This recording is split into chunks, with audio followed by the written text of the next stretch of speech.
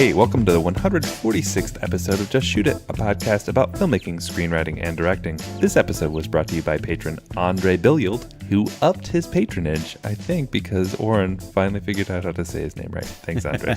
I'm Matt and Oren. And I'm Oren Kaplan, and today we have on DP and director Greg Baldi. He has worked on a bazillion action films you've heard of. Name a action film. He worked on Drive, the Ryan Gosling film. He has been the second unit DP, and he specializes in cars, and not surprising is that all of his commercial work is for cars as well.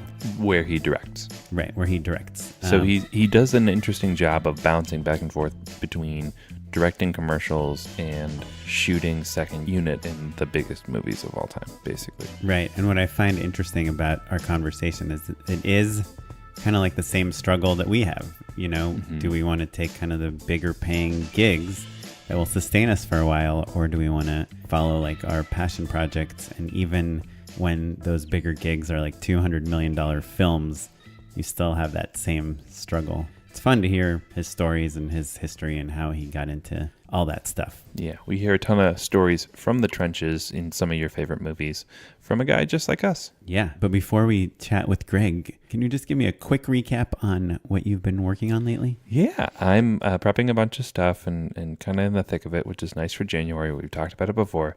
But here's the thing, Oren, that you didn't know. My short film, a gray one, AGO, got rejected from South by today. Oh, are you bummed? I'm a little bummed. Did you have a hookup there? Some people put in a good word for me, for sure. And my reps sent it over. So, you know, I had like a solid chance. All of which is to say, I was like, you know, I'm bummed about it for sure. South by is a great festival. Would have been great to premiere there. But I think it's worth it to share that stuff, you know? Yeah. But even the best directors. Sure. Even one of the top 2 directors in my living room right now. Yeah. Just kidding. Dining room. Yeah, no, it Don't sucks, get into man. South by. Yeah. I mean, I've been rejected by South by. I think my feature we submitted there. I mean, it is nice to not have all of your eggs in that basket. Like, would it have been incredible to play South by? Yes. Is it a thing where I have seen it really help good friends of ours? Yes. Have I seen it also like just be a nice feather in someone's cap and not really change their lives? I've also seen that, you know? I feel like that's probably the most thing. Like Carlin had her short at South by. Sure. And I think you would agree that she's very much like a friend of the festival and an Austin local. And even with all those things, I wonder, I'm sure it's awesome to be like, hey, my movie's at South by, but I don't know that it was a huge bump. Sure. Like she was already kind of on her way regardless. I think it was probably, Carlin's a good example of a person where it would have been an incremental bump. Yeah. You know, where like, I think it's nice to be able to say like, oh, I had a short play South by.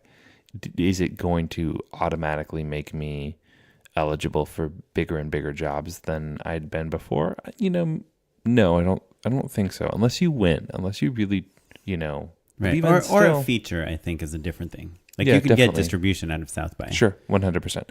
So that's in no way to sound like I have feelings of sour grapes or anything like that. You know, I think I got my hopes up a tiny bit, but the real point is just that like, hey, everyone, you're all getting those letters.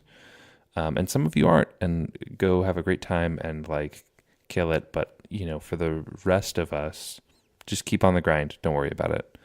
And genuinely, if I felt like, oh, my one shot was this short and it didn't get into South by, it would be devastating in a way that it's not, you know, like I wrote today, I wrote the day before. It doesn't matter. You just kind of keep creating new things and figuring it out. Yeah. Well, that sucks. I'm sorry to hear that. Yeah. But I'm feeling okay about it now, I think. Yeah. It's nice to have a podcast. I wish I had something to submit to South by. So we're in the same boat. We both didn't get into South by. But at least next year, when you submit your next thing, they can be like, oh, yeah, remember we liked this short and almost made it last year. Maybe. But for me, they'll be like, who is this guy? Some podcaster? Anyway, we got an email today from listener Paul Kim. For our avid listeners, you will remember that Paul lives in Atlanta and was asking us if he should move to LA because he wants to get into film. And of course, I was saying, I don't know. Why don't you just make some film in Atlanta? And Matt was saying, you probably need just a change of scenery. Do it. And Paul wrote us today to let us know that he's doing it.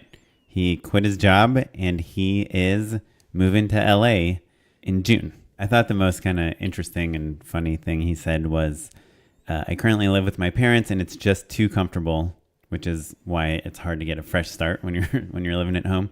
Also, they don't really understand the gigging life. So I've had to take on jobs to feel normal, but I feel like I'm limiting myself that way, which is a very true thing. Like my parents still, my mom is still like, are you okay? I'm like, yes, Mom, stop asking me if I'm okay. Just because I don't go to an office every day doesn't mean my life is in shambles. My mom listens to this sometimes. I wonder if she'll... That's probably part of it.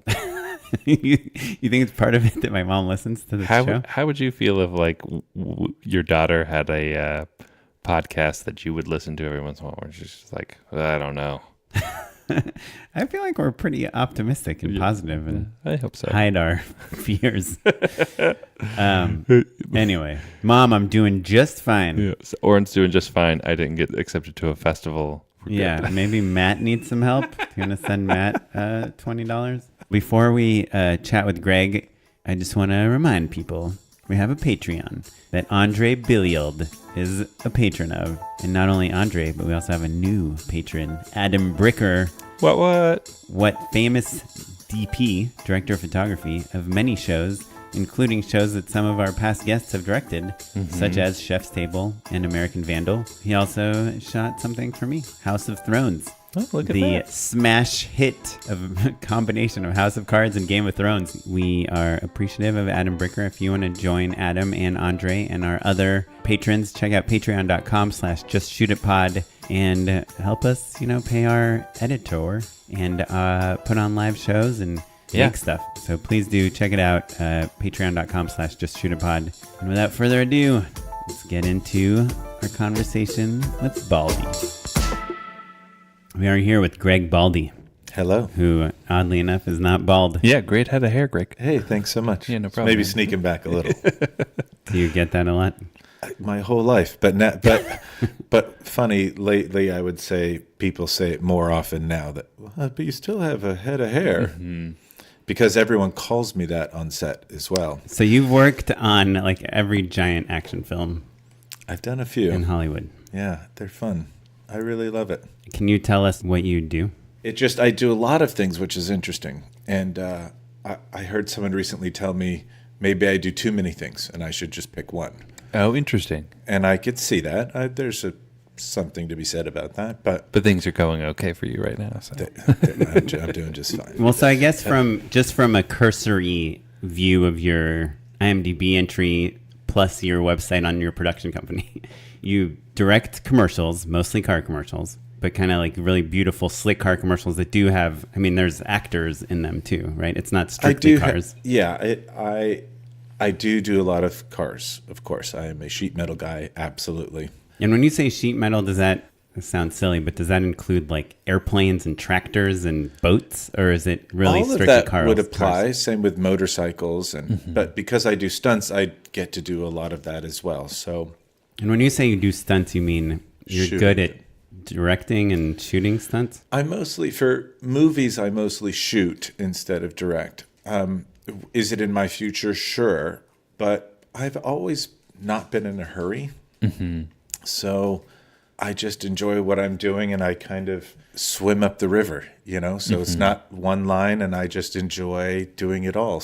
Yeah. And I think it's fascinating because I think a lot of our listeners are kind of typically they're juggling a few different jobs, right? The same sort of thing of like, kind of deciding what is it the thing that I like best. Everyone in Hollywood tells you like to put yourself in a box, right? And I guess in a sense, you have areas of expertise, certainly, but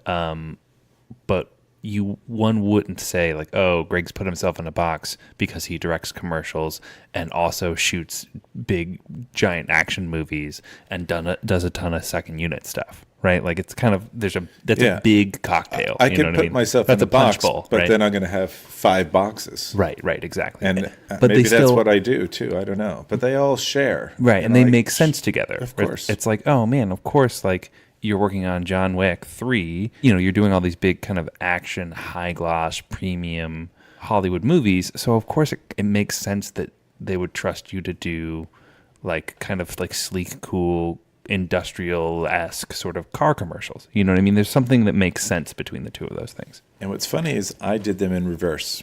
So I started with the car commercials. I started as a production assistant. And did you go to film school? I did not. I did for the last 25 years, yeah. Sure. Right. Earn while you learn, as Yeah, I right. might have said before. So I got into the camera department pretty quickly. I actually PA'd for 3 months, and I got to do a Janet Jackson music video as a film loader, fun. which was terrifying. Sure. Right. You touch the film, it goes out and it comes back in. You touch it twice, in a very important place. Hardly anyone does it anymore. We still do on big films and occasional commercial, but mostly it's all digital today. Yeah. Have you directed any film things in the last 5 years, commercial-wise? Directed, no. I have not, sadly enough. All digital? I have shot with film on, I could think maybe Spider-Man, which I thought was an odd choice to Homecoming. choose film. Yeah, that's the one. We love that movie, Matt and I, Love, by the way. Love that movie. Oh, cool. What did I do in that? It says you were the edge director of photography. Yeah. Oh, you got it up.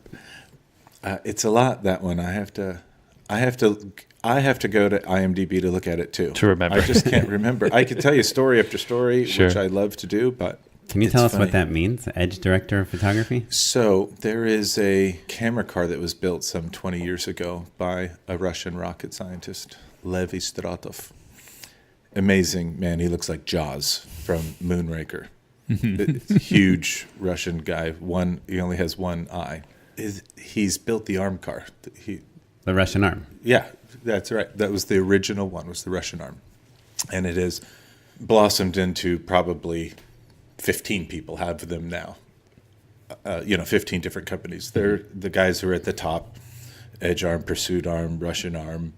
There's more. And then just for our listeners that aren't familiar with what that refers to, can you describe what it is? So what's cool about it is it's a robotic arm on top of a car, and the crane operator can make it go up and down and all the way around, but also it will go below the ground. So if there was a ditch off to the side, you could put the camera into the ditch and look up. Because it's telescoping, like a techno crane, right? It's not telescoping. Oh, it's not? They have made one, but what it is it's too heavy. This is all about light and nimble. And at the end of it, there's a head that can pan, tilt, roll, and zoom. It's like a video game, Yeah. but a very expensive one, right? It's $1 million video game. And it's changed the film industry completely. And also, you and 4 of your buddies are all in the car. It's kind of great. I put a seatbelt on. I have a place for my coffee. Sure. I sit on my ass for a living. Right. It's So amazing. tell me But who- if your buddy messes up, you all die, I guess. Right. If I make a mistake, we just do take 2. Yeah, sure, right. If the driver or the crane operator makes a mistake, you could kill someone, of course. Yeah. and who's in the car? Obviously, the person driving, Right. which is probably the most important person in the car. Yeah. More so than me. Because if the car's not in the right place, then the You can't arm's get not in the your right shot no place, matter the what, camera's yeah. not in the right place. Focus puller, Right. who also today is very involved in doing the stop. They help so much more. You mean than the exposure? The exposure, yeah. They do so much more than when I was a focus puller, and it's so much easier when I was a focus puller. I think today it's the tiniest half of a line, and it is unusable out of focus. It's crazy. I don't know how they do it. The Yeah, crane but they operator, have monitors now. they do. That's true too, but it's a different style of doing it. Right. People are stuck in the monitor. Although I did pull focus off the monitor in the camera car because I'd done it a lot in the car. It's how I got my start with it some 20 years ago. So a crane operator, as I said, he goes up and down all the way around, and myself, a camera operator or director of photography, when I direct, I shoot for myself. So I am directing, I'm the DP, and I'm the camera operator. And you're wrapping. Wow. So I love it, but it can be exhausting, and it'd be nice for someone else to come up with something. You guys both direct, and you hire a director of photography. So you get to ask somebody. Like, hey, about, what do you think? yeah, what do you think? Yeah. Do you think we should? Hey, Yeah. maybe is it the? Yeah. And that's why I do really think you need both. Mm-hmm. But for a good portion of what I do, you can do both, or all three for that matter. Sure. The two guys I started with, who were my mentors, and I did all of my focus pulling and growing up in this world, were both director DPs, and I think somehow, some way, they were always training me as we went, which was fun. I mean, when I first started out, and I'm sure a lot of people, started out like on YouTube and all that, you can shoot their own stuff. I mean, you've shot your own stuff. I Probably, never really shot my own stuff, which is a weird thing. even though to you say. went to film school. You're No, the I only know. one. Oh wow, Yeah, that's cool. I shot a few, like earlier on, I shot a few things, but like very quickly, I was trying to outsource that part of the job. I was like, but like before it was required, I was like, hey, I'm going to get a DP that I work with to this day to like step in, and because I want to try and figure out how to like be a director. But quote you're unquote. a writer as well, right? I am, yes. So this is where I think I'm not a writer, and I every time I try, it's a little off. Sure. So I get help here and there. I still do okay, but I'm no writer. I'm very visual though, so I totally get what you're saying. Yeah, and I think that I kind of actually over the years have become more camera oriented for sure, but I never like really operated myself. Like by the time it was a shoot that felt in any real way like a set, I wasn't touching the camera at all. Yeah. Yeah, it's weird. I guess, It's a deficiency, frankly. I maybe should have, I don't done know. really. I don't know. Is because I don't feel like my writing's a deficiency. I'm not very good at it, but Sure.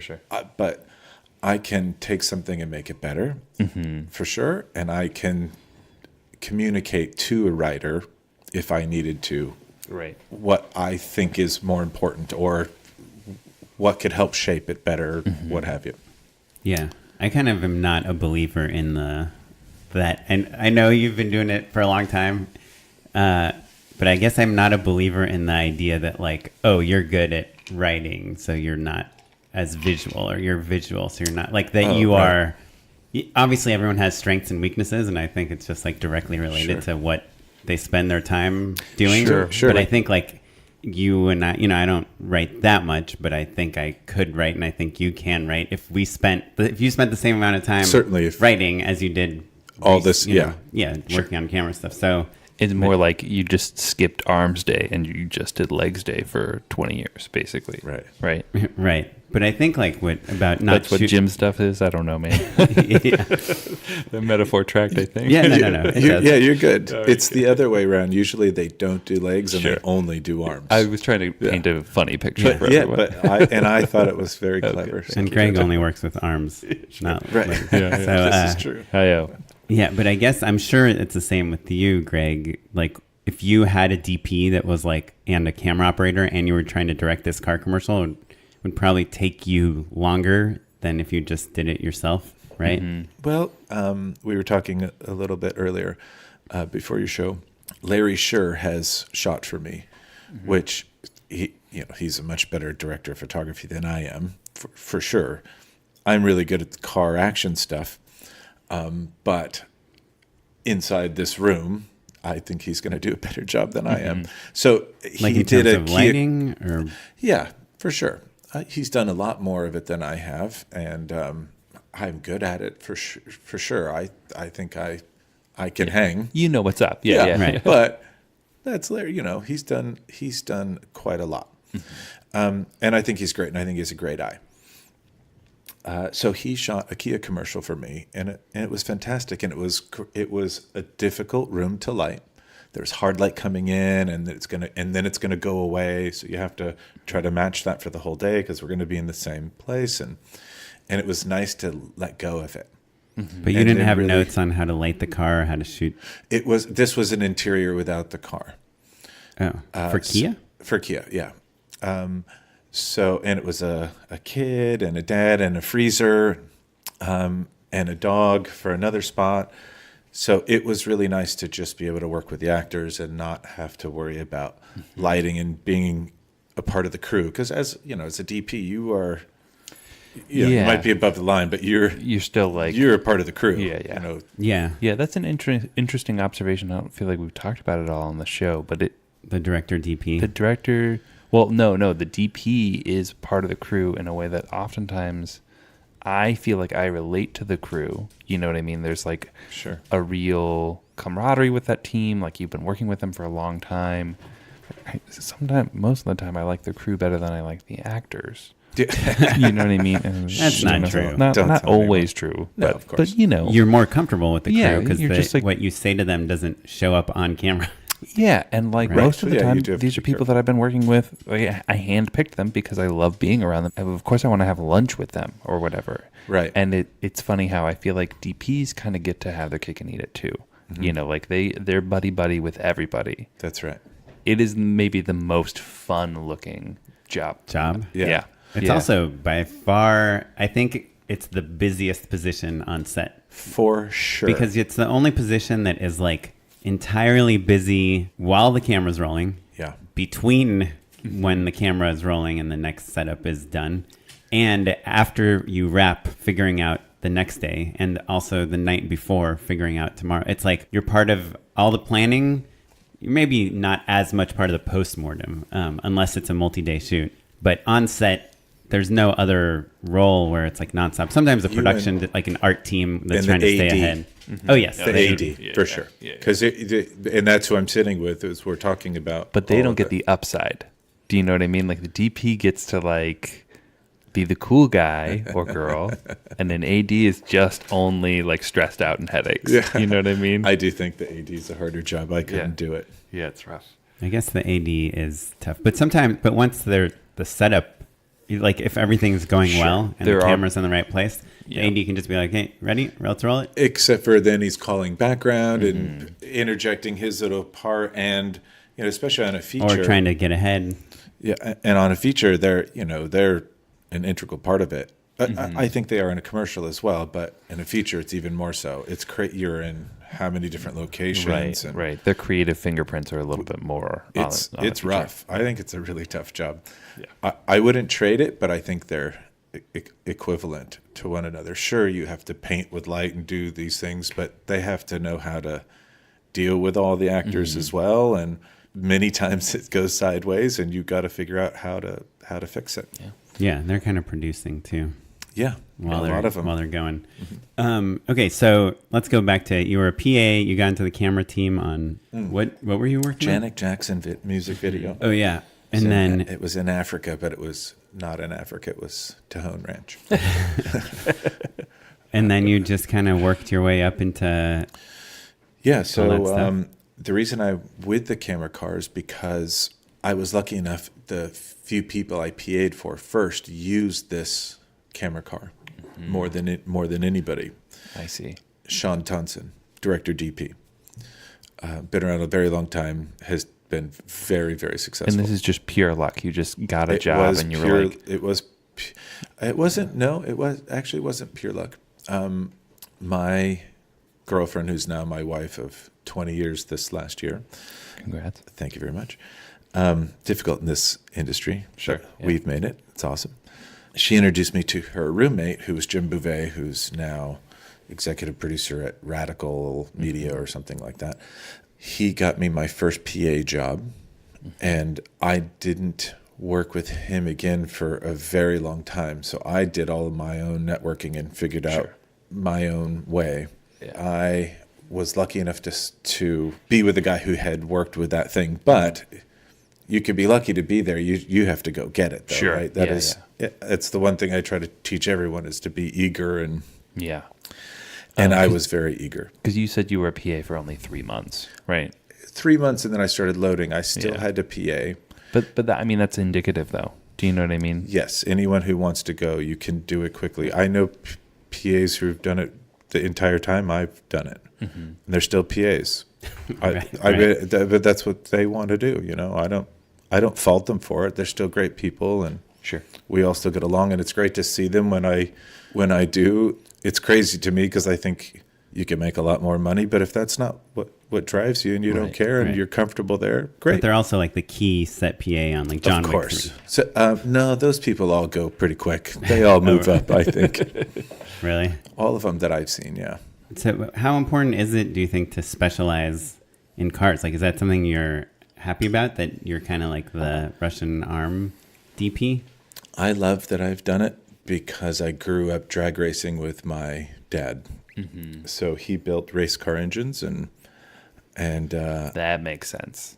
And so I've done it from such a young age, and he did Top Fuel, which is the fastest in drag racing. It's crazy. They were doing 200 miles an hour in the 60s, and it's 300 and something now. So I knew a lot about cars, and I'd worked on them, and I worked in his shop all through my teen years. But then I had to get out, and I grew up in Eagle Rock, which was a little small town then. There weren't any hipsters yet. Sure. Should have bought a house then, man. My dad still has his house. Oh, good. It's worth $10 million. Right, it's worth $10 million, and it's 1,200 square feet.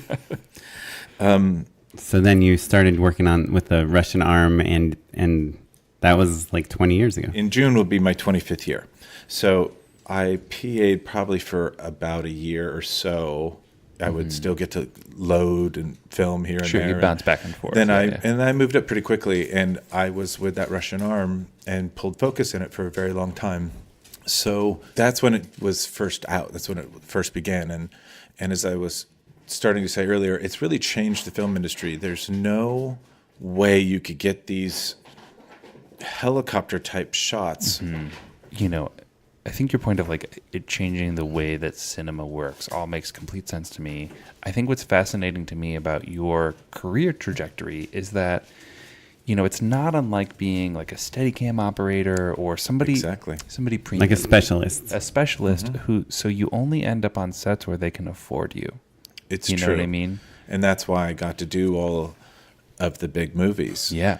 And that's why you're here on the podcast, to give one free day of edge arm work to one of our listeners, right? Greg, that's so generous. Thank you so much, man. I'll tell you, a long time ago, I said to one of the camera car owners that I think we should have a school for it, because I'd be happy to teach anybody and everybody all of the tricks. And it just like anything, Greg Smith is a Steadicam operator who's done the same as me, just a ton of huge movies, amazing guy, and he now only teaches it.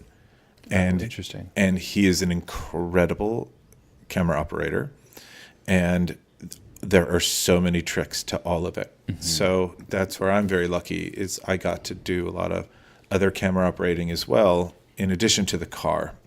But the car is what made me learn, and that specialty really is, there is something to be said about it, but there's only a handful of guys who really do it. Right. What are some tricks to make cars look like they're going fast and make things look dangerous? Long lenses? Wide lenses close to the ground? Nothing makes a car look like it's going fast than actual speed. Oh, really? The faster you can go and the closer you can get to it, the better. Like when you're shooting Keanu Reeves riding a horse being chased by a motorcycle, how fast are they going? Well, that's all done by the horses, right? So you can only go as fast as the horses will go. But it's not so much the speed in that case as what the hell is he doing on a horse on the street in New York, in Brooklyn, So the speed is not so much the issue there. Yeah. It's not what makes that work. And I think that's where, in all my experience of it, I think this is what's really fun for me, and where I'm an integral part of doing that sort of thing, because because I've done it so much. Are you involved in choreographing the cars and like the accidents or the trick, like Tons the of times. tyro? Tons of times. Other times there's an exact previs that we have to go by, and they don't want to alter it at all. They want to make it as close to that as possible, and we do it all the time. And do you ever see a previs and say like, this is impossible? Of course, and this happens every day. I actually just like on Jurassic World, there was a shot of those spheres that they were in. It was the volcano was happening, and that huge shot of the T-Rex and all of those dinosaurs fighting. Doesn't ILM just do such a good job? Incredible They work. Look so good. I know because I shot them without the dinosaurs there. Yeah, you're just like, oh. Well. So one of those spheres, as we in the previs, goes right through the camera. We can't do that. And so we had that sphere on a trailer being towed so you could have the actors in it.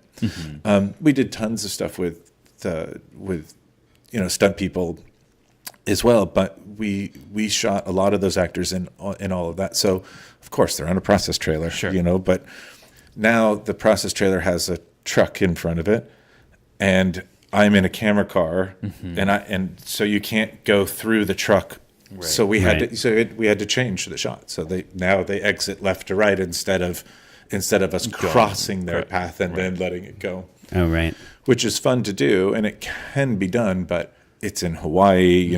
You can only bring so much stuff over. And yeah, have you guys seen any of the first Deadpool like VFX breakdowns? Because there's like all these like insane car fights and freeway things, and it's like pretty astonishing how much is CG. Like that second unit director Darren Prescott did the Deadpools, and he also did John Wick 3. He did all of the John Wicks. I just was lucky enough to have him call me to come help him do this one. And so when you're doing second unit stuff and action stuff, how often is the director, like the main unit director, there? Like when you did San Andreas, was Brad Payton there? I did very little on San Andreas, unfortunately, so I can't. That one would be, unfortunately, not a good example. I only bring it up because he told us, he's been on the podcast, and he told us that he directs. He's the only director. Like, there's no second unit director on his work. And that happens a lot. Chris Nolan doesn't let anybody do a second unit. Nope, he doesn't. But it's a necessary evil. I say evil, not so much evil. It's what. Yeah, it's a big part of what I do. Step of the process. Yeah, right. But I understand it from both sides. Sometimes you really need a stunt guy who is the second unit director, or someone who knows enough about stunts, because there's plenty of first unit directors who don't know a lot about action and don't know the tricks of how you were saying. Is it a wide lens? Is it a long lens? Of course, there's all those tricks as well. How do you sell a punch? All of that stuff, Right. I'm joking. But it's true, actually. Yeah. Absolutely. Yeah. So Chris Nolan is a very good director, obviously. No one has to say that. He knows too. Right. Not in a bad way. But you do see like a Kenneth Branagh direct Thor, or like even Jon Favreau when he directed the first Iron Man. Like he'd only done like dramas and comedies before that. And you're like, how is he doing like the biggest at the time, like the biggest superhero movie of all time? I thought it was crazy. And you're like, there must be an entire team. There is. Even Peter Jackson, like when he's doing, it's kind of nice. Oh. Yeah. But when he's doing like these like the Lord of the Rings films, like he can't create every character by himself, right? Like what they look like. Exactly. Right. So there's all these people. Well, so I guess I'm curious, just because I think probably a majority of our listeners are like new filmmakers, film students. I think we have a lot of people also that are in the industry that listen, but is there anything that you've learned like doing this crazy giant action stuff that might be applicable to like low budget projects? Simplest thing in the world, and I think it applies to everything. Have no fear. Interesting. It's have good insurance. It's I just dropped our insurance policy. We actually had one for the podcast, so I'm like, now I'm scared. Yeah. So don't get crazy in here and break a mic. Yeah. Right. Yeah. Gotcha. But are you serious? I'm very serious because someone was asking me some advice, camera assistant, she's a great girl. She works very hard, and she was shooting this. She was going to shoot this music video, and she had her Canon 5D. She's so excited. I have an amazing camera. But we've used this camera on big, huge movies, so it still works pretty great. Sure. She's like, "What? I want to try this. I want to try that. I want to try this. What do you think about that? What do you think?" And she asked me 1,000 questions, and I finally said, "You know something? Stop. You're so lucky today. I had to shoot it, send the film into the lab, get it done for free, wait to get it transferred to Telecine. Like, it was just incredible what we had to go through. You could watch it back right now and know exactly what it's going to look like. Certainly we can color it and do other things in post. There's tons of things that could still be done, but you could watch what your effect was immediately." I said, "So stop being afraid and just go do it. Go tell your story." And I think it works for everybody, not just in action. And I don't mean fear just as, "Oh shit, I'm going to get hit by a car." There's plenty, we do plenty of that, of course. It's very dangerous. But have no fear in write your script. Do what it is that you want to do. Set out your goal and go for it. Go for it. Don't have fear. I really think it's the most important one. Cool. Yeah. Is there anything that's like, I guess, a little more like car or action related or anything? Like, I guess, is there like, do you learn things in your line of work? Like, if I said like, "Hey, I'm going to give you $1,000 to go make a little action scene." Yeah. Like, are there things that you've learned working on these giant films that would be helpful for your 5D scene? I'm going to say one more super simple one, and then maybe I'll give you something a little Something more spicy, right? But backlight. Really? Oh, great. That's actually, I like that. What do you, can you elaborate on that? To hear. Yeah. Backlight. Put the subject between you and the sun. Between Even the though- camera and the sun. Even though my stepdad always tells me that when he wants to take a picture, he needs the sun on their face. I don't know what it is about our parents' generation. They are like so furious at the idea of backlight. Backlight, yeah, that's true. It's because they all shot on like 100 ASA film. They had to, correct. But front light works too. We front light all sorts of stuff, especially people. Sure. So, and for your iPhone, front light still looks great. Right. Can look great. You're going to see your face more than the backlight. Depends how good looking you are. But also, what's amazing is our tricky little phones have fantastic software all built inside to make it a little brighter, and all of a sudden you can see it. Yeah. I don't use the flash. I turn it off all the time. Sure. Right. I love HDR. I'm like an HDR nut. Just turn it on. Yeah, so that's great. So backlight is like your backlight, huge. It's no huge information. I think it's a really common thing. However, if you're saying young people listening, it's an important one. I have a question actually. In terms of like, kind of on this same thread, we were talking before about how like you're a great collaborator and you work with all sorts of different types of people. Is there anything you wish you could just kind of tell newer directors where you're collaborating with them? You're the expert in like this specific thing. Like, what are the ways in which like, you know, our listener who wants to work with you can be like, what is the best way for them to collaborate with you as best as possible? Like, is the other version of this question like, what are kind of the most common mistakes you see like new directors? I was putting a positive spin on it. Yeah, yeah. Same make thing. when they Same thing. work with you. It's a great question, and I'm glad you took a second asking it, because I'm trying to think really of what that is. Sure.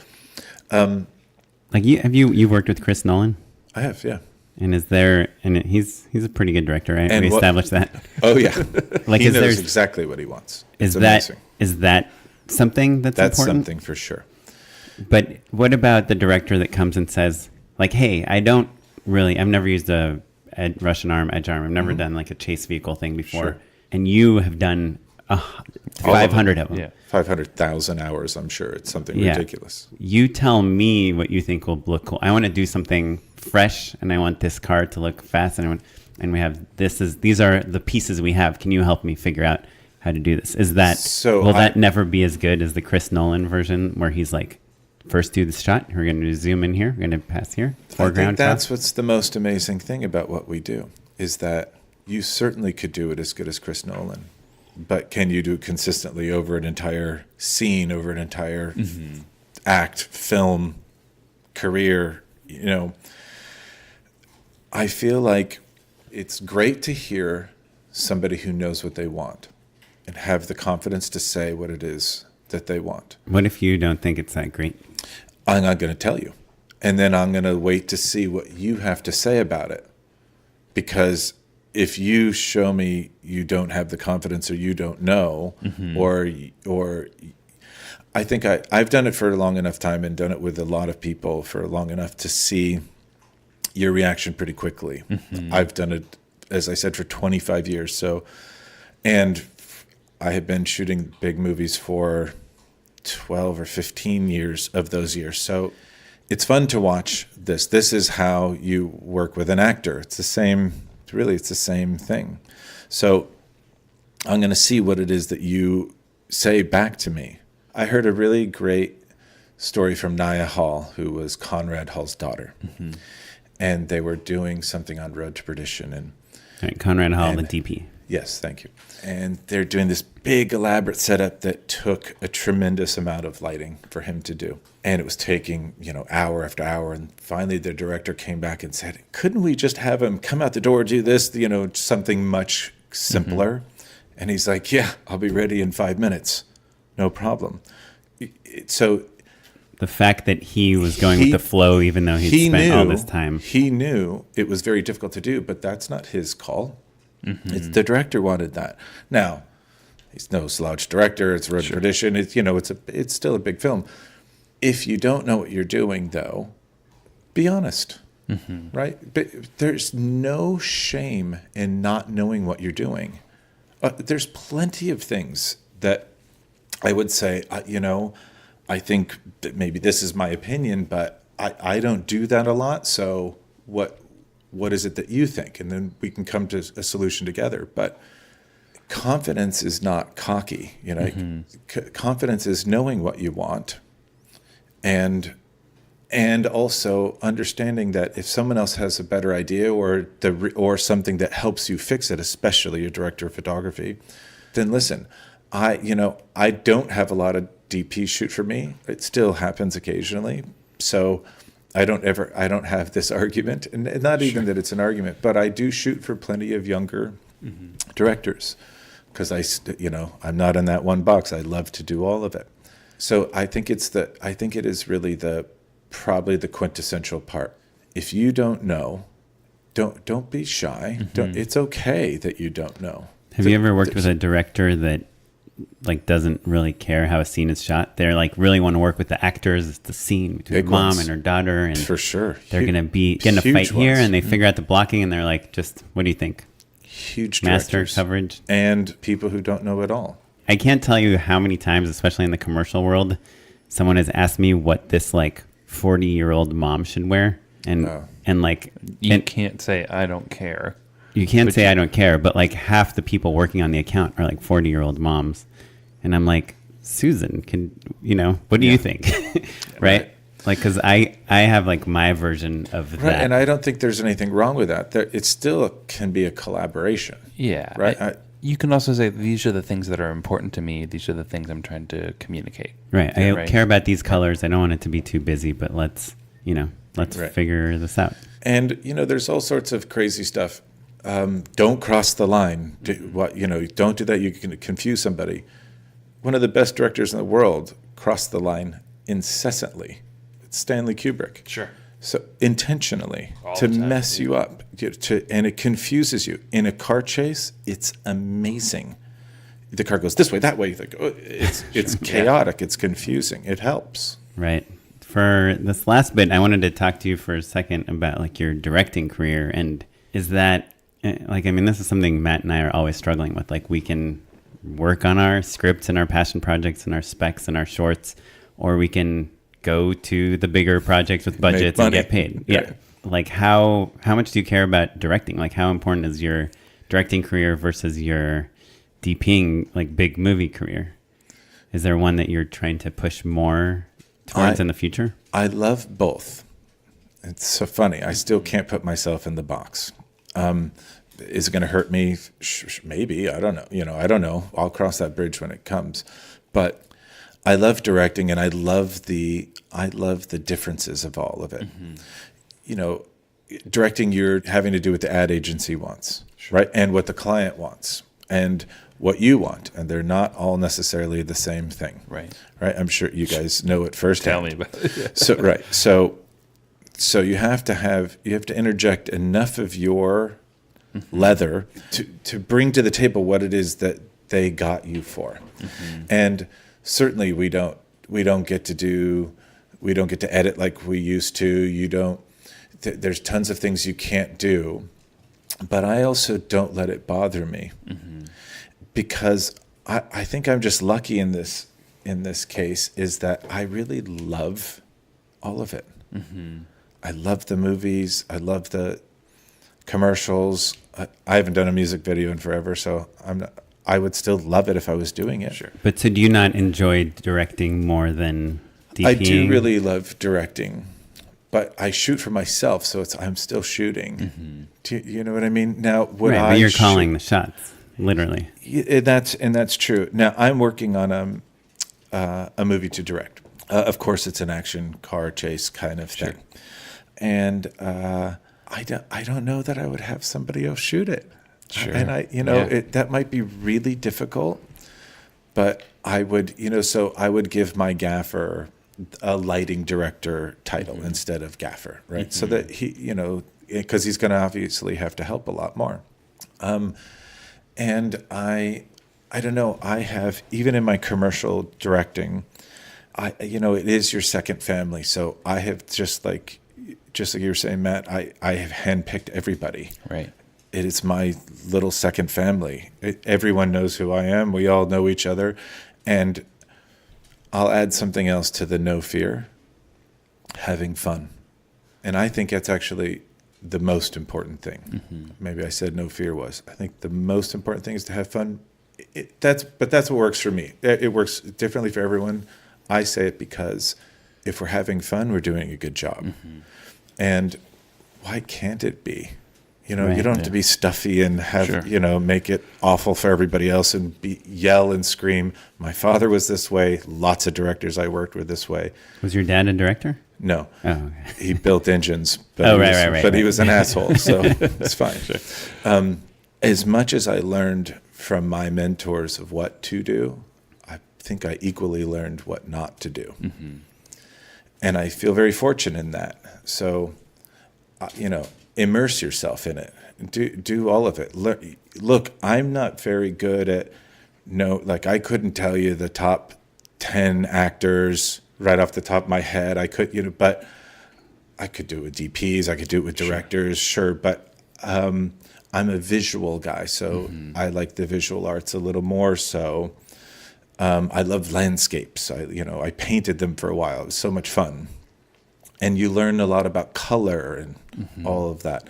But all of that helped shape me as a director as well. And I was in the military, which is strange. I was with the Air Force Presidential Honor Guard.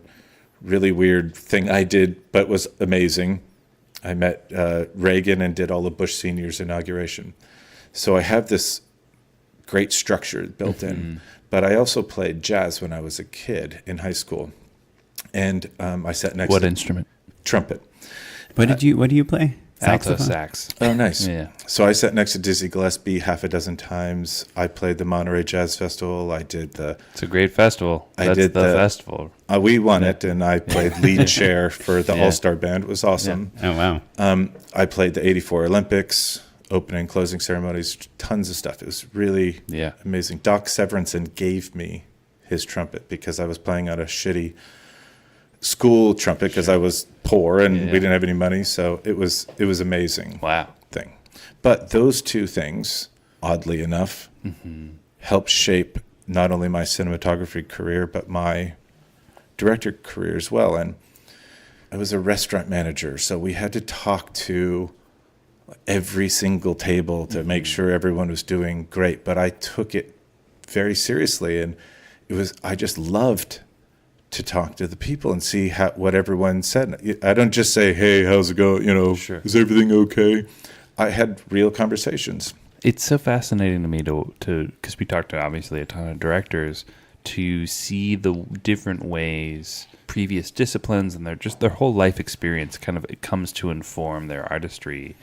And I feel like I don't think we've had anyone who's combined like jazz and also the military into one thing, but in a weird way it makes complete sense, right? Yeah. Loose it's and loose, improv, but still you have and to practice. structure. Yeah. And I mean, structure, I like- will say that I have many times said that what drew me to film is that it's like being part of the military, except you're building things instead of Right. destroying things, I guess. Right. I mean, not that the military destroys things, but like it's kind of like a very peaceful Right. version. Like there's the department heads and there's the divisions. There's Right. like the generals. It's and the corporals exactly and the same. and you don't touch this equipment because this is what That's our right. department takes care of, and this is like, and we're more creative and we're more strategic and we're more strict and the teamsters and the free, like the artists and the food people. Yeah. And it's like just this like weird harmonious thing. That's It's cool. true. It totally makes sense. But yeah.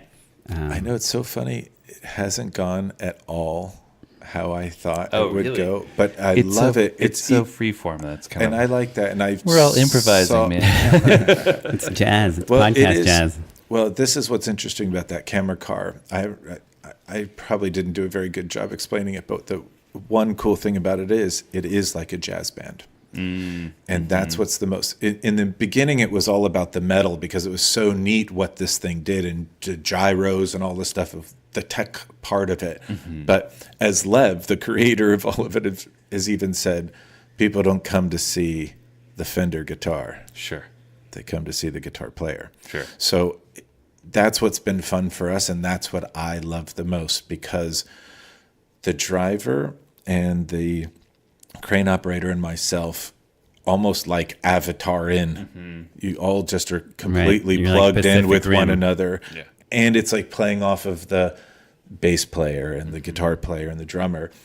It is that interesting part about the improv of jazz, and some big directors and DPs don't let that freedom happen in the car, and I think that's what's the most important thing, because you got your own two set of eyes and brain, and you do, and we all can work together, and that's the most fun. Have you of it ever all for me. seen an arm operator and a driver not be in sync with each other and crash into yeah. column of some Of sort? course. And if you want to make egg salad, you're going to break some eggs, right? Sure. We are putting this thing in harm's way all the time. So of course they get completely destroyed, whacked. Have you been in accidents? Have you? 100% for sure. Wow. And I've seen two guys be put in a coma from bad stunts going bad, which is awful. You don't ever want to see, but it's dangerous. It's really dangerous stuff. I'm in every stunt. Yeah. Right. In that thing. We're in the middle of every single one. So it takes a different nerve. You have to let go completely, and the way we shoot it can oftentimes look very, very close, and it is. So you have to completely let go of that. Right, you have to trust the team. I shoot in a helicopter as well. It is also very dangerous, of course, but you are generally further away, even though you are in a helicopter, which It's a has its dangerous own thing. vehicle. Yeah. I've had 2 close calls in it, and it's not fun. But I'm still here, so great. I'm still here, so great, I said. Well, let me ask actually on because the helicopter thing, in the back of my mind, I've been wondering, have drones changed the way that these scenes are shot? Are you a part of that whole scenario? Like, how does that work? So they certainly have made their mark, for sure. Sure. You used to hardly see them. Well, of course, not before they didn't exist. Then they slowly made their way on. It was illegal for a while, right? All the permit stuff had to come out, and now you see them all the time. Sure. I'm shooting on second unit on MacGyver.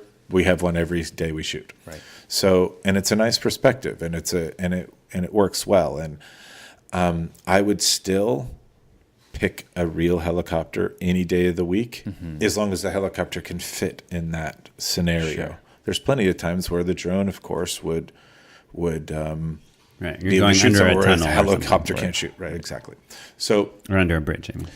but if it's really windy, you can't use a drone. Right, Where I'm still in the helicopter, we're chugging away, and the fuel lasts a lot longer than the batteries, and it's a big.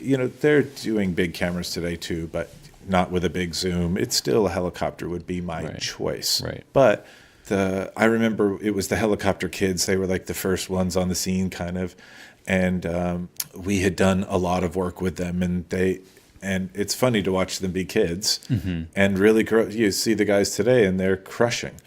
Lots of the drone guys are. They're doing really well. So I think it's made a huge impact, but it still takes. They say, what is it, 10,000 hours? Sure. It still takes a tremendous amount of seat time. And the more seat time you have, the better you're going to do. Sure. And with anything, right? Yeah, absolutely. Yeah. So do you have any directing gigs coming up? Not that I know of. It would be great if I did. Sure. That It's would have January. something Yeah. great to talk about. But we've done the last 3 years of the Oscar spots for Cadillac. So it was a really great tradition. I'm not sure that we're going to get to do it this year. However, they've been really fun, and I've done some incredible work with it. Very proud of some of the work we've done. And it's helped change me, some of this work. And Suzanne Preisler at Independent Media, she's my executive producer that I've been working with for the last 3 years. She's very good at orchestrating all of it. There are times when Janusz Kaminski's directing, Ned Benson's directing, and I'm directing. We're all doing 3 different spots in different places. Janusz is in the morning, Ned's is in the afternoon, mine's at night. There's all sorts of scenarios, but it's I don't know. I keep getting sidetracked. No. It's fun. It's fun to do. So Sure. Earlier we spoke of MacGyver, and Yeah. tomorrow at 6:15 a.m. you have a flight to go shoot MacGyver Shoot some more in Atlanta. fire and fights, crashes. Oh, It's you fun. know what? When I was in Atlanta, like the people I was working with were like, "You won't believe it! They were shooting MacGruber like across the building. Yeah. Like we saw them on the roof." And I was like, "MacGruber? Yeah. They're like, SNL. Right? Yeah, isn't that the TV show?" I was like, "Yeah, how many years ago was It's this?" also a great movie, you guys. Yeah, Yeah. for The sure. movie MacGruber is awesome. Val Yeah. Kilmer is incredible in that movie. I think it's probably MacGyver, and they're like, "Oh yeah, MacGyver." Oh yeah, my God. But anyway, so you're shooting that tomorrow, so maybe we should jump into our unpaid endorsement segment. Unpaid endorsements. I've read this book before, and I really wanted to get into it again, and I'll explain why. It's called Lust for Life. It's about Van Gogh and his life. It's from his letters to his brother, but it was written in 1934. I'm not sure if they did something in the 50s and the 70s, something in there. I can't remember exactly. But what's interesting about it is Van Gogh was hated, and he stuck to something that he loved. And the money didn't necessarily matter. And I think I didn't really pay attention to the money much in the beginning. It was Well, he didn't make any money until after he died, right? exactly. So chasing the money is not all what it's about. He did what he loved, and look at what came of it, right? Sure, It's yeah. extraordinary. So it's called Lust for Life. It's written by Irving Stone. It's a book I have read years ago, but there's something about that no fear I was saying, and it's just nice to kind of be reminded to go for it a little bit. And I feel like that's probably a good thing for me in 2019 to, not that I don't Yeah. already, but Don't to do John really Wick go 4. for it. Yeah. Go do your Go do my your own commercial that has no cars in it. Yeah. Only helicopters. Maybe I'll work on my movie that I'd like to. Oh yeah. There you go. Do it. Write it. It's happening. I'm not such a writer, just but write someone's it. helping. Don't worry. You can write it. Just write the bad version. Yeah. And then have someone help. Yeah. Of course. That's awesome. Cool. Lust for Life by Lust for Irving Life. Stone. Irving Stone. Yeah. It's a good Cool. one. I love it. Well, I'm going to let you end on a high note, Oren, because I am going to endorse MacGruber. Okay. It's zero irony to it. It's incredible. No, it's incredible. It's so good. I know it. It's so good. And SNL did a spin-off, the little skits on it too. No. Or was it the other way around? Other way around. I did your other way around today. Yeah, no, so good. But Val Kilmer is legitimately Directed incredible. by Jorma Taccone, right? Taccone. Yeah. Awesome. Yeah, and like also the action is pretty heavy duty. It's like pretty good. for like a stupid comedy. Like It's amazingly pretty good. Yeah. So I love it too. I gotta rewatch it because I own it when on I saw Blu-ray. it- I'll lend it to you. Oh, thank you. You Guess can I listen gotta to the commentary as well. get an HDMI cable now to connect my Blu-ray player to my TV. Anyway, Yeah. I've talked about stock footage before. You know, I edit a lot also, and I do VFX, and so I use stock footage sometimes when I'm missing a shot or something. And all these stock footage sites, Pond5, Getty, Shutterstock, iStock Photo, most of them let you download like really low res comps, like 640 by 360, and they have watermarks, and you're trying to show a client, like, what if we buy this one aerial shot? Sorry, Greg. We're buying a stock footage shot. We'll just add the car and post. Yeah, it happens. But you show it to them, and it looks so bad. And I realized with Shutterstock, which is almost all the stock footage is like on all the sites. Right, Like yeah. one person will sell it to everybody. Yeah. Because why wouldn't you, right? Yeah. Right, of course. And Shutterstock has some really good footage. If you sign up for a Premiere account, which is what I just did this week, you can download non-watermarked HD and 4K full res comps, like as many as you want. Really? Unlimited. Yeah. Obviously, if you use them, you have to pay. Right. Yeah. And I just found out, like, I guess there's like a standard fee, like it's $70 for an HD clip for like a YouTube video, but if it's going to be on TV, it's like $150 usually. But still, it's like nothing compared to what it would cost to get that shot. That's pretty great. So I just signed up for a Premiere account. You have to talk to a person, and they like ask you questions about your business and what you're going to use it for and stuff. When you say a Premiere account, do you mean the status of your Shutterstock account, or you mean They call it like a Shutterstock Premiere. I have a media account. You can get like an even bigger account that lets you even resell footage and do things like that. But you upgrade your status with Shutterstock. It's not like through Premiere. The right. program. Yeah. Shutterstock. Yeah.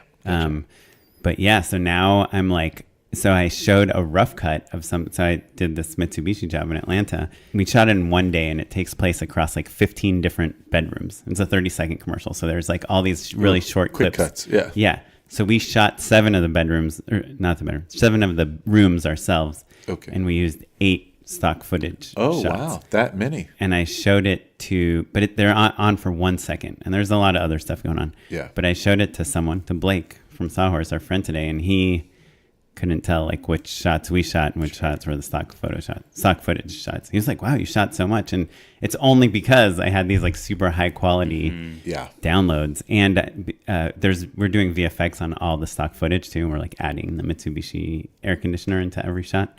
So, you can actually do it before you buy the footage and see what shot Make works. sure you like That's it. pretty cool. Yeah. So anyway, Shutterstock Premiere account. It's cool. It's all getting cheaper. Yeah, boy. I bet all the sites do that too.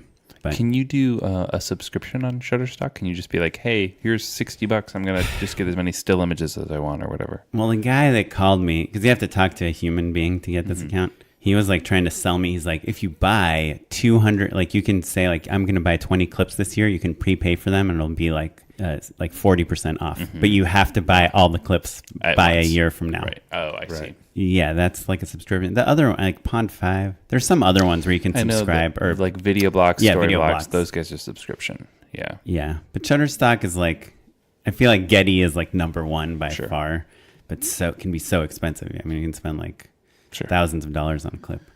But Shutterstock, I feel like, is good number 2. Anyway, that's all I got.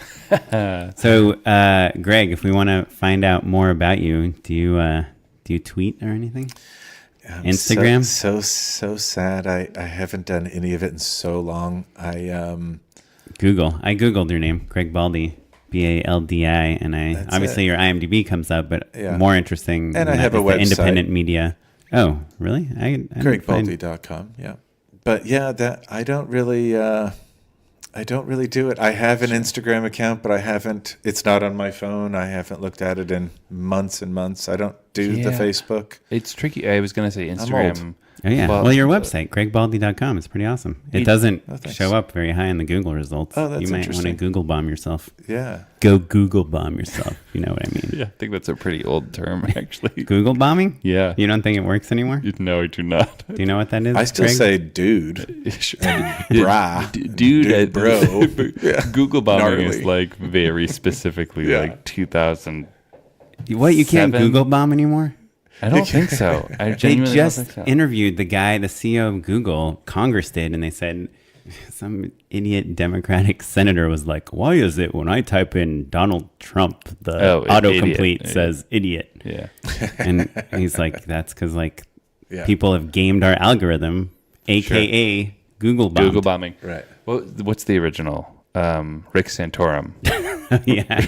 That's What did that come Said- up? Like the definition the definition of Santorum was like rectal exam or something. yeah, like something really foul. Anyway, gregbaldi.com so we can find out more about you. Yeah, and look on IMDb. Yeah, there you go. It's a good place for filmmakers to see where. Yeah, check out what's going on. I was Yeah. going to say Instagram is really fun for DPs or just filmmakers in general until you get to be on such big time movies that Yeah, like you can't get post fired any of that stuff. immediately if you post Yeah. something. And Yeah. I've seen so many people get in trouble, and I don't know, something about it to me I don't like. I did it for a little while, a very short while, and You're talking about social media? most of it, yeah, mostly, yes. You know, it's a way to brag. It's and it's fake. Sure. You know, it's like I do enough fake stuff already. Right? Everything we do is fake. Everything is make believe. Sure. So I don't need to do this on the side. I'd rather hang you're out with good. my family and Wait, speaking of that, you have this commercial on your website, New World, and there's literally a shot of a car with these like geese flying through the foreground. Where did you get the geese from? that was a lucky accident. It's like giant geese right in front of the lens. Isn't that neat? From an actual helicopter. Oh, really? That's not a drone. Oh, there you go. Oh, I thought it was like a camera car because Yeah, no, that's the a lens is pretty low. yeah, but that's a lake out there. It's in Washington. Wait, so these geese aren't like you getting killed in your props? Well, we only killed 13 geese that day, but we gassed them because that's where we were going to have lunch, and we didn't want to have a You're lot of just like, geese around. get out of the way. Yeah. Okay, cool. No, of course. It's the helicopter. That was a long lens that we're still well away from it. With my favorite helicopter pilot, that was Craig Hosking, and his son Ryan Hosking was shooting that day. When I direct my car commercials, I don't generally shoot in the helicopter. Also, it's just too taxing to do all of it. Because I'm in the camera car, I'm handheld in the car, I'm on the techno crane on the side. I don't need to get in the helicopter. Think of all the cool selfies you could have. Wait. I'm going to ask you one I have last a couple good selfies. one in last question helicopters, for based sure. on your resume. Yeah. Wanted, you worked on that movie. Wanted so long Angelina ago. Jolie, how's she? I have a good story there. But you know that scene where the car spins around? She drives the car, she like pulls the handbrake, the car does like a 360 Oh, and he spin and gets it it, yeah. scoops up Yeah. the guy. Yeah, that was fake. Of course. But How did we but do it? not CG fake. Like It's the a long car time rigged ago. I have to really to think about spin? how we did this. Yeah, it must So be a rig. There was a little CG then. That guy, Yeah. that's how that Timur or something, that's Yeah. how that director got all that, because they did have a Some CG elements they company. added. Yeah, that's right. Yeah. How's Chris McQuarrie? You did work with him Chris on Jack McQuarrie, Reacher, right? this is something I'm very proud of. I shot Quantum of Solace, and I did probably 85% of that opening car chase. And it was supposed to be And that was Mark Forster. Mark Forster, but he wasn't there. It was different. It was Dan Bradley was the second unit director. But we talked in great lengths about how this is not Dan Bradley did Jason Bourne. So you know how that is a little bit crazy. I did some of the Bournes lately. It's all like super bad shaky. operating. Yeah. That's what I call it. You want me to do bad operating? Sorry, Jason Bourne. I love you. We talked about doing these really long shots, and that's what's so cool about the camera cars. You could stack a lot of action in one shot. And I had done all these Corona commercials that were all 30 seconds long, and I just loved these long shots. And I think, Children of Men maybe had been out, and so you saw Chivo do his amazing oneers. I just loved them. So we did a ton of oneers, and I'm sitting with all my buddies watching Quantum of Solace, and all my friends want to high five me, and I was devastated because they cut it all up more. Yeah. And it was just, it could have been extraordinary, I think. So I tell this to Chris McQuarrie when he gets in our camera car. I didn't tell him right away. He gets in and he's like, I want to do this, I want to do this and this. And the second unit director had to, go. Mm-hmm. Right. And for our listeners that don't know, he directed Jack Reacher, but he also directed the last two Mission Impossible films, which arguably have like the best action. I think the last Mission Impossible is so good. I actually recently emailed him and told him so too. He was very thankful. He's an amazing guy. Our friend Charles Hood, who was the second guest on this podcast, has a Mission Impossible themed podcast himself called Light the Fuse, and McQuarrie was just on it. Oh, really? So listen to that. Yeah. Oh, that's awesome. Yeah. Sorry. Oh, no, I love it. That's awesome. So McQuarrie gets in the car. We shoot. I'm with Pursuit, and Mike Majeski's driving. Mike and I are both at the top of our game, done a lot, really, really ready to show what we have. So Chris says, okay, let's do this. So we do this first shot. And then Mike and I both are like, oh, we could do this, we could do that, we could do this, we could do that. And he's like, wait, what? We're like, you could change all that? We're like, we could do anything you could make up, basically. In this, if it's physically possible, as long as we can Jurassic World orb isn't coming through the camera. Right. As long as it's physically possible, we could do it. So we did another and another, and he was just blown away. So finally, I think we're in the third hour or so, he rolls down the window and throws his script out of the window in the camera car and says, now let's make this movie. Yeah, cool. But so that's his style, right? Yeah, like Mission Impossible, he like finds a location, figures out the choreography, then like writes a scene around it. And it was really great to do it with him. And what was awesome is if you intentionally watch it back, the shots are really long, and there's a lot of action all in one. Yeah. And there's a shot where Tom Cruise comes flying out of and Tom did almost all of it. Incredible what this guy did, burning the candle at both ends of the stick. He came out of the tunnel spinning, a just incredible, crazy shot that we come parallel with him, and the whole thing works as a oneer. He crashes the car. It actually dies. Tom doesn't stop acting. He, I got to start the thing. And then the car takes off. And it was all a oneer. And I was like, McQuarrie, don't you cut it. And from the editing room, he called me. He's like, I'm sorry, Baldi. We had to cut some of the stuff. It just works better. And I was like, no, man, I totally get it. I just had to keep you. But there's tons of really great oneers in it. Watch. Cool. It's super fun to watch back and see. I love that car chase. Yeah, and that's what you can do if you have an unlimited budget. The money's not the only thing. Right. It's not the only thing. But I guess it's what you could possibly do, sure. At least what I've heard from interviews with him a lot, and is just that, shoots a lot of stuff that gets thrown out, and he shoots and figures things out on the fly. And it's like how we all dream of working. It's like what we're doing in the editing room, he's doing in production. Yeah. That's what's fun. Well, cool. Well, thanks so much for coming and talking to us. Great. Obviously, we could talk to you forever, right? You can't have a 5-hour podcast. No one's going to listen. We've tried. Greg, thanks so much. Thank you, guys. If you want to learn more about the things that we talked about on the show, you can visit justshootitpod.com. That'll have all of the notes when I get around to it. I've been a little slow. Apologies, everyone. But that will be updated soon. You can always follow us at justshootitpod on all social media.